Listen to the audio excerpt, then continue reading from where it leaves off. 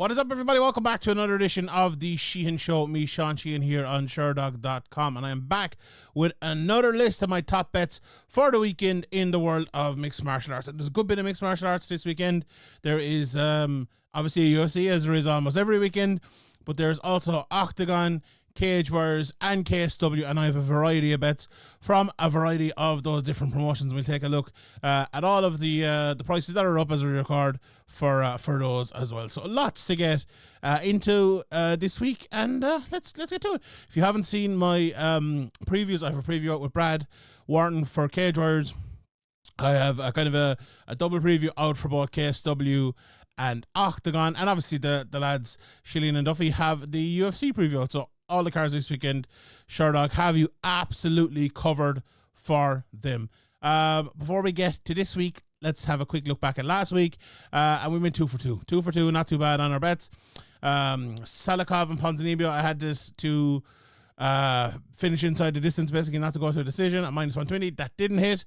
Somewhat surprising. I think most people probably would agree, given that the stage of their careers, given how hard this will hit, but it didn't. I enjoyed the fight, to be honest. But look, Salikov almost got him out of there at one stage, went to a close enough decision. So that didn't hit.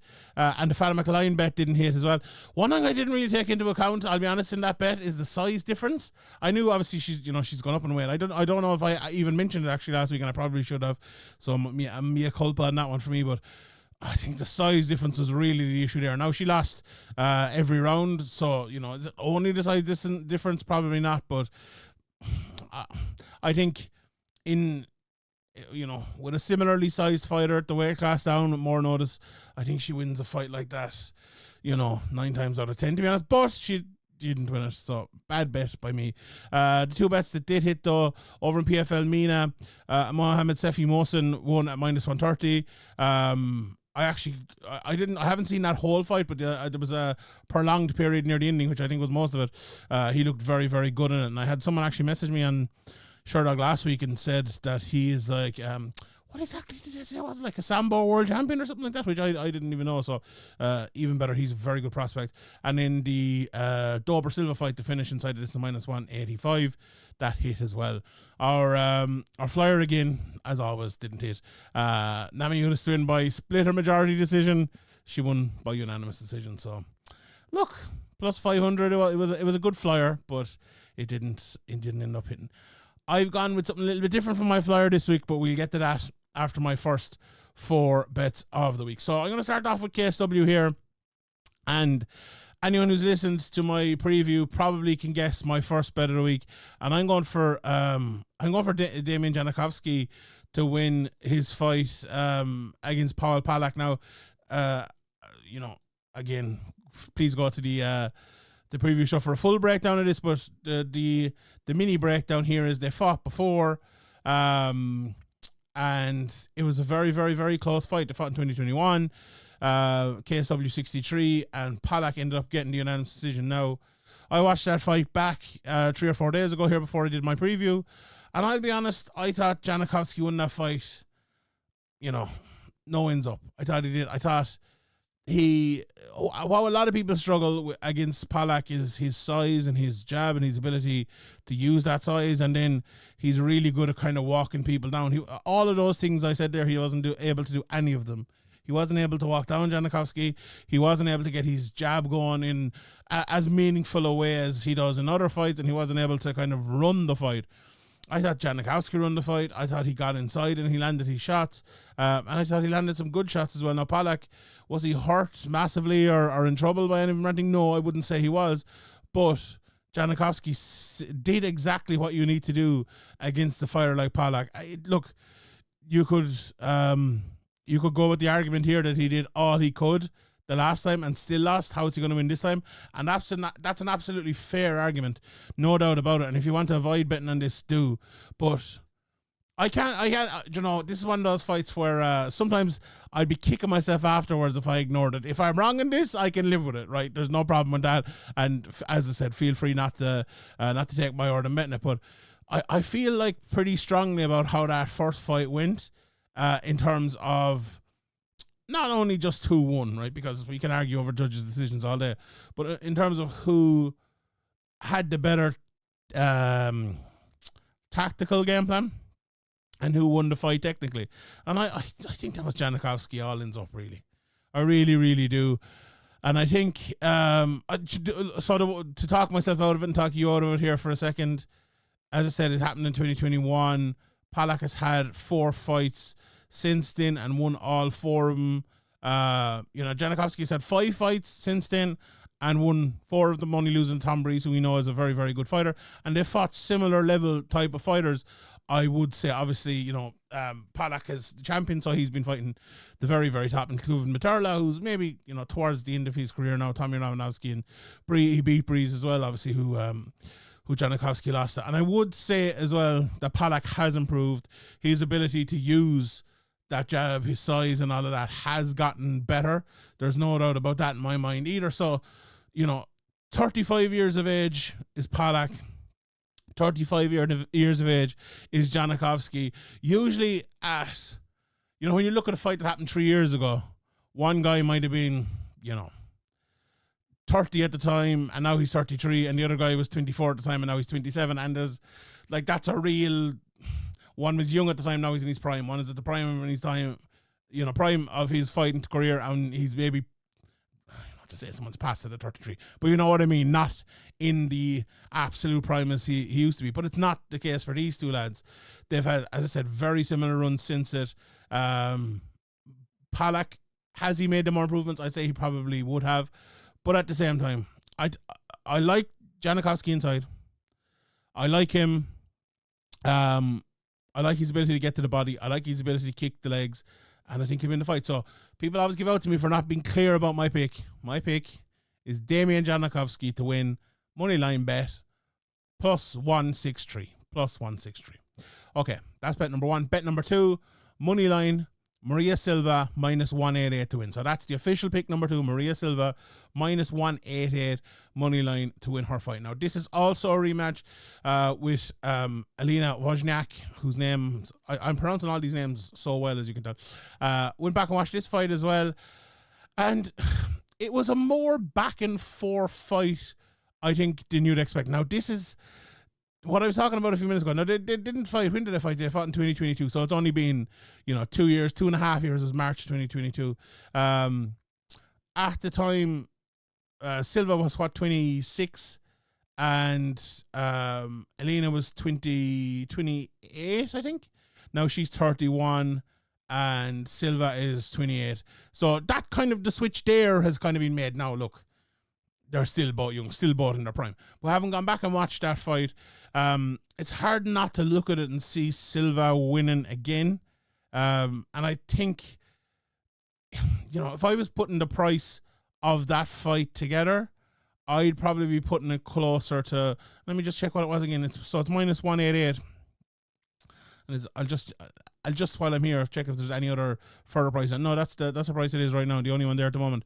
I probably would have been putting this closer to probably minus 288, maybe minus 300, because I think it's the opposite of the last fight, maybe. Yeah, it is. I think it's closer then than it will be now. I think the last fight was closer and it'll still be close. This one, I think Silva, I think she was the better fighter that time, and I think she'll be even more the better fighter now because of her ability. Now, she lost one fight since. She lost in the Contender Series, but she's come back and she's won twice in KSW. Their first fight actually happened in Aries. It was between Dana White and Contender Series fights, funnily enough. Wozniak has had her opportunities well in the big promotions. Fought in Oktagon, Brave, Aries. So both good fighters. The one thing I would say, right, so you look at Silva versus Wozniak. I think Silva has the advantage of being the better jiu-jitsu player and the better in transitions. And I think you look at Elena and you think, okay, she might be a slightly better wrestler, and she looks like she wants to be the one who runs the show in all her fights with the striking. But I actually think Maria is probably a better striker than her now. I think in that first fight, it kind of looked like the fighter versus submission artist, maybe. you know, in tactics, but in the actuality, if you look at, you know, strike versus strike, I thought Silva was better and more dangerous. I think if you look back in that fight, you think, right, I can actually strike with her more here. Whereas on the ground, I don't think there's any doubt about it, because Silva is very good, and this has been a reoccurring theme I've noticed with a lot of fights recently, that a lot of the jiu-jitsu players, and it's smart because jiu-jitsu is kind of half dying out a little bit in mixed martial arts, but a lot of them are kind of doing a great job of winning the transitions against wrestlers. And if you win a transition against a wrestler and you're a jiu-jitsu player, well, you're in business then. You know, you really, really are in business. And I think that is what she is very good at, and what she did in the first fight. So she's going to put herself in position, you know, with, you know, 7 finishes in her career out of 10 for, you know, kind of a lower weight class, a lower women's weight class. That's very, very, very good. Wozniak has been submitted twice, obviously once to Silva. So I think that's probably what's going to be again. I think, I think she can beat her on the feet. I think she will beat her on the ground. It's a simple enough pick. And that's bet number 2 of the week. Minus 188 for Maria Silva. My next pick is from the UFC. And it's maybe is not a confident a pick as, you know, as it should be, but I'm going for Jun Yong Park to beat Brad Tavares, a money line bet, and the price on that one is minus 160. There's a few different prices floating around on that one. I believe that's the best one as we stand here right now at the moment. A couple of days out, obviously you have a better grasp of the price than me watching here, but yeah, it's going from anywhere from minus 188 to minus 160. And look, the reason I'm going for Park to win this fight is well, it's kind of twofold, really. I think Tavares is at a stage in his career where at 36, with 29 fights into his career, has won one of his last 4 only, and that's the ghost of Chris Weidman.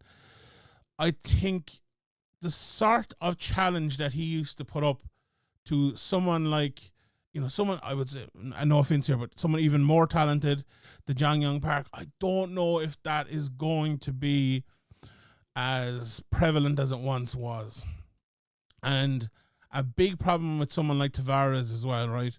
Who has been, he's been knocked out 5 times in his career, but he, and 2 of them are in his last 3, right?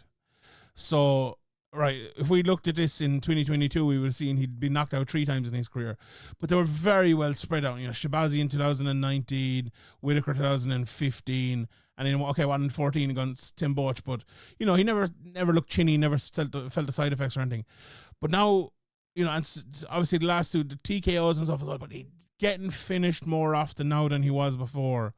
And whenever I see the name Jun Yong Park there, the Iron Turtle, as people obviously know him, and he's 33 years of age himself, so he's no spring chicken, but he is powerful and he's a finisher. You look at his wins: rear naked choke. Actually, 3 rear naked chokes in a row, but he hurts lads too, and he's good wrestler, good all around. I just feel like the turn from Brad Tavares being the best, well-rounded, middle of the pack, ranked middleweight, has kind of turned from him. Is he now the top 15, top 20, and really be overtaken by someone like Jun Yong Park, who could take up that role again?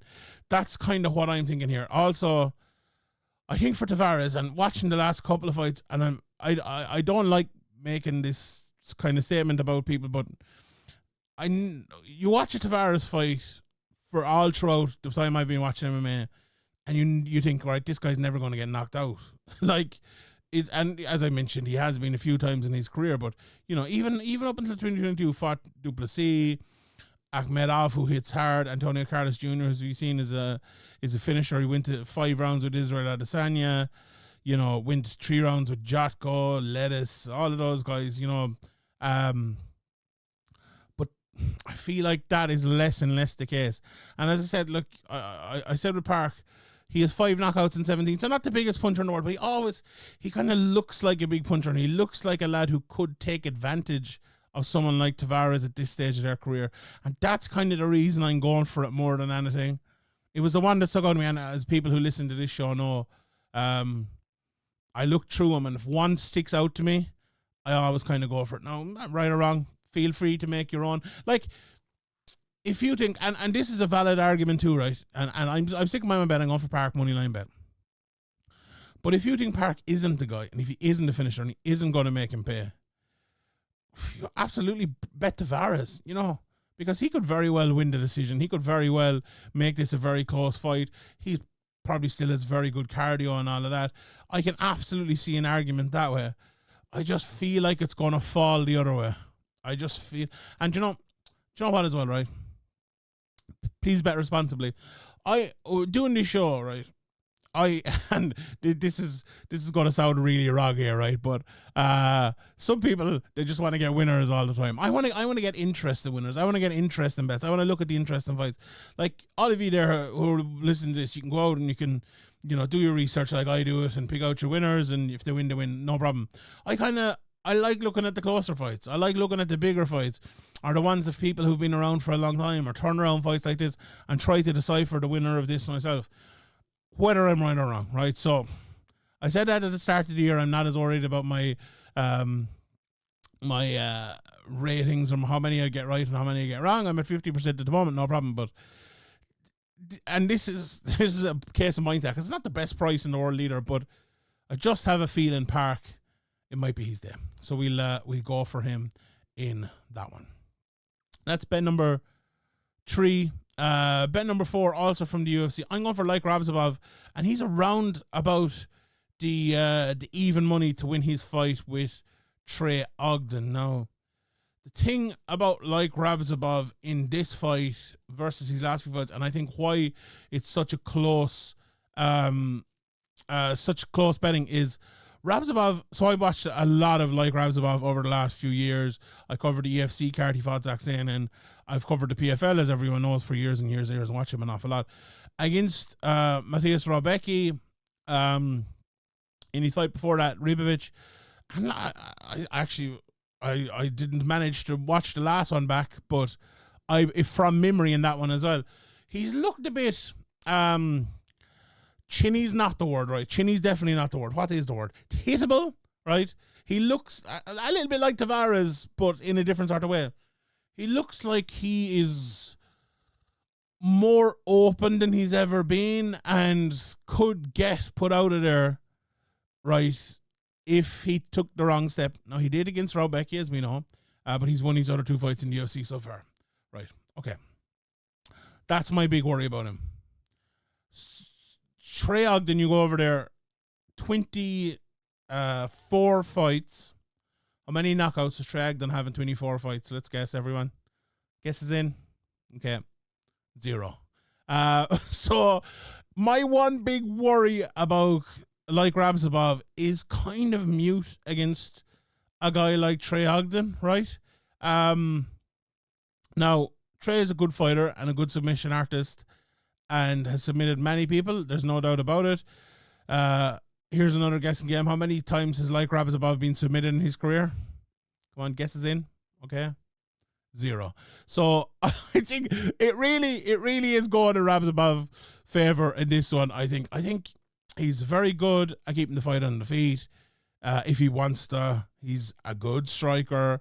He's beaten good strikers and good guys on the ground. Like Zach Zane can wrestle. Alex Martinez, very, very good on the feet. He's beaten Chris Wade, who's very, very good on the ground. Went to a draw with Islam Mamedov. So he's so many different opponents. Some of the ones I named out there, like Ahmad Aliyev, who he's beaten, Chris Martinez, who he's beaten, Chris Wade, who he's beaten. I think all of them are better fighters, arguably. But yeah, I think they're all better fighters than Trey Ogden. If I'm being honest, I do think they are, and he beat them all. So I think he can win it on the feet. I think, like Ogden, obviously very good on the ground now. Maybe he wouldn't want to take it, but I think if he needs to take the fight to the ground, if he wants to wrestle him, he absolutely can. And yeah, I think it's a very good price. I think when Radzhabov came into the UFC and they made this fight, I think he probably would have been minus 250-ish. If he didn't look hittable in his last few fights and got through it like completely untarnished, I think he probably would have been around minus 250, minus 300-ish. But the fact it's this close makes me really, really, really push for him. And I think he'll win the fight. And when you give that price, you know, he's up as far as minus 125 in some places, but it's around the minus 105 everywhere. Very, very, very good price. And that's definitely my probably my bet of the week, if we're being honest. So bet number 4, Loik Radzhabov, minus 105. Right, I've got, as I said earlier on, the the Flier is a bit different. So I'm going for a Cage Warriors Irish special for the for the Flier of the week. So I've gone for the three, and there's more than 3 Irish fighters on it, but I've taken 3 Irish fighters. It's plus 890, right? All 3 are underdogs. I've gone for Matthew Elliott, Ryan Shelley, and Ger Harris to win their fights at Cage Warriors 174. And you know what, right?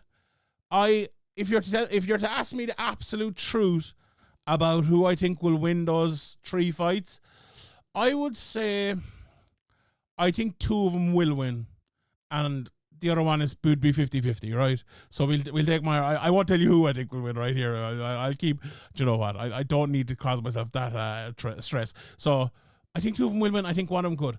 All 3 of them could win. All 3 of them could lose. They're all in close fights.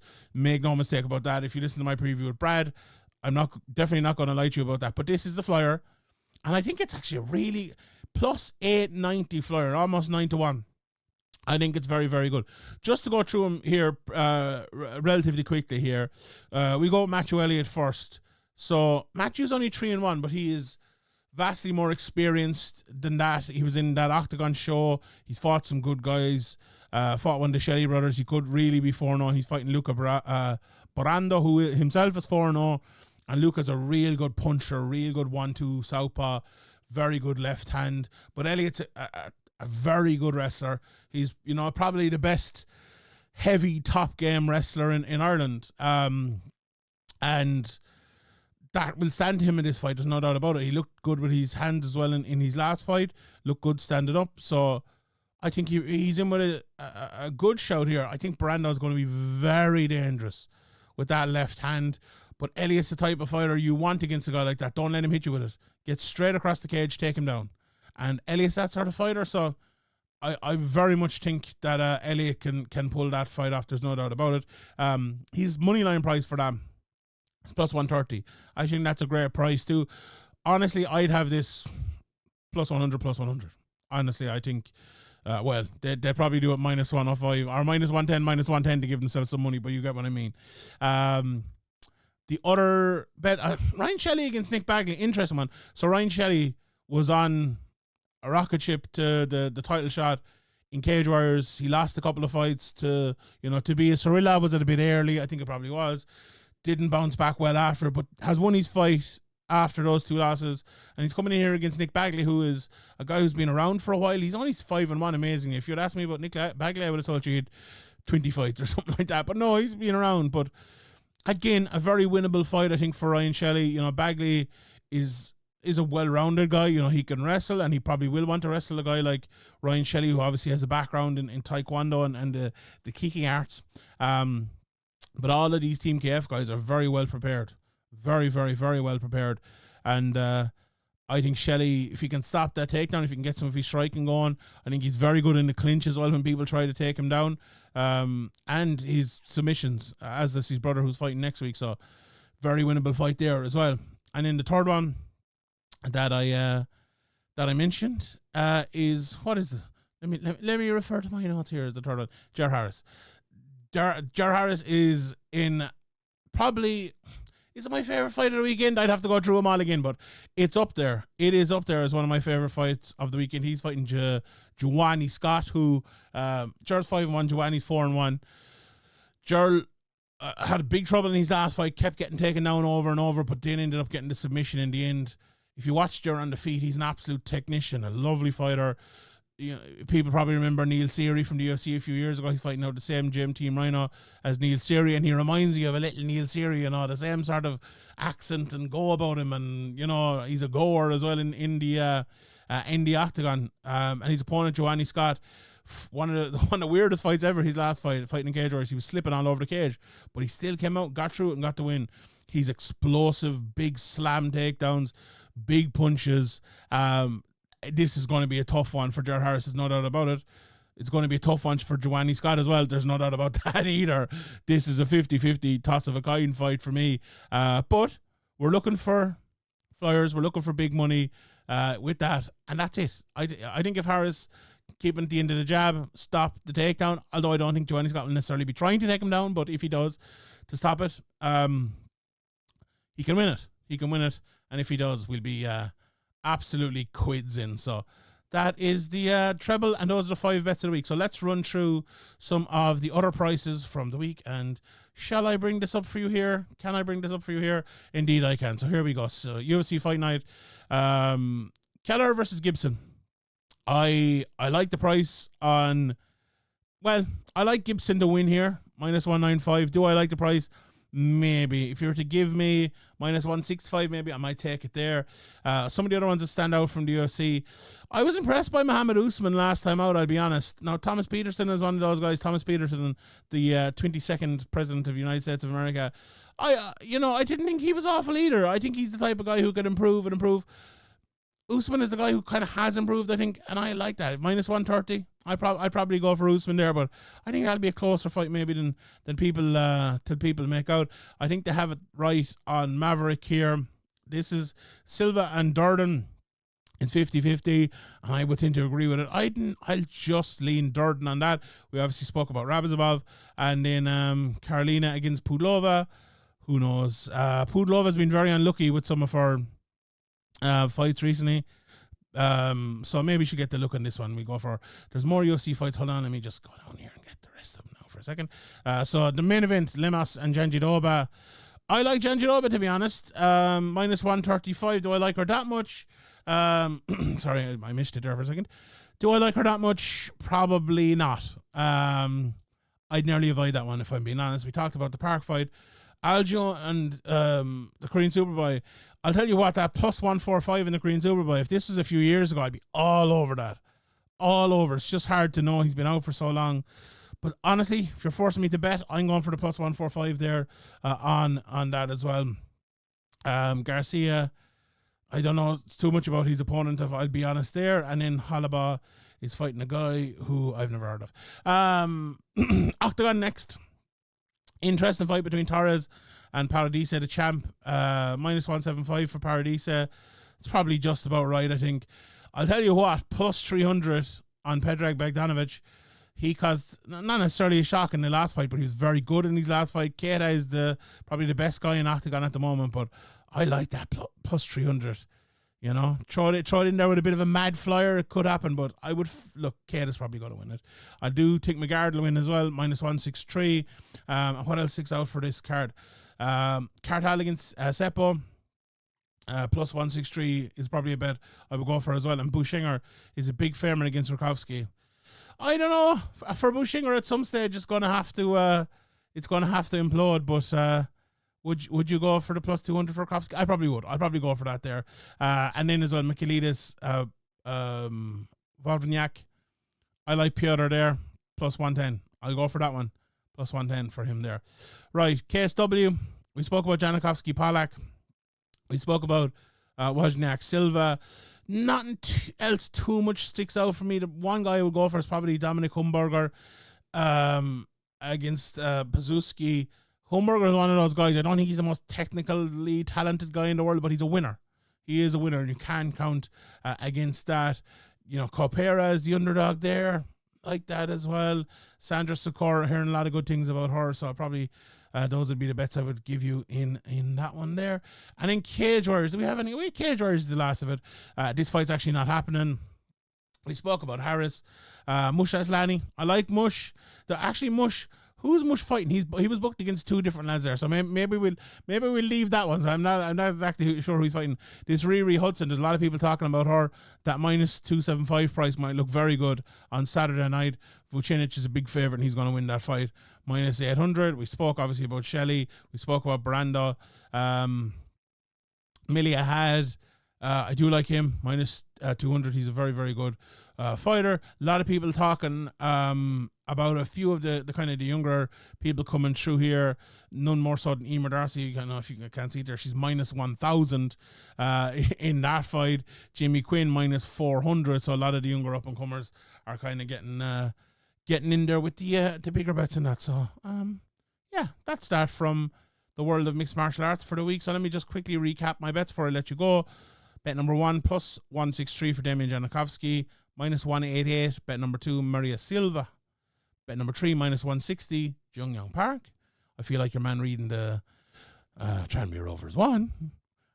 Darlington 2. Bet number 3, Loik Radzhabov, minus 105. And then, bet number 4 that was. And then the flyer of the week is a trio treble parlay plus 890 for the Irish trio of Elliott from the FAI gym, Shelley from KF, and Harris from Team Rhino. So hopefully they all hit. Hopefully we're all rich this time next week, and enjoy the fights this weekend, ladies and gentlemen. Thank you very much for tuning in.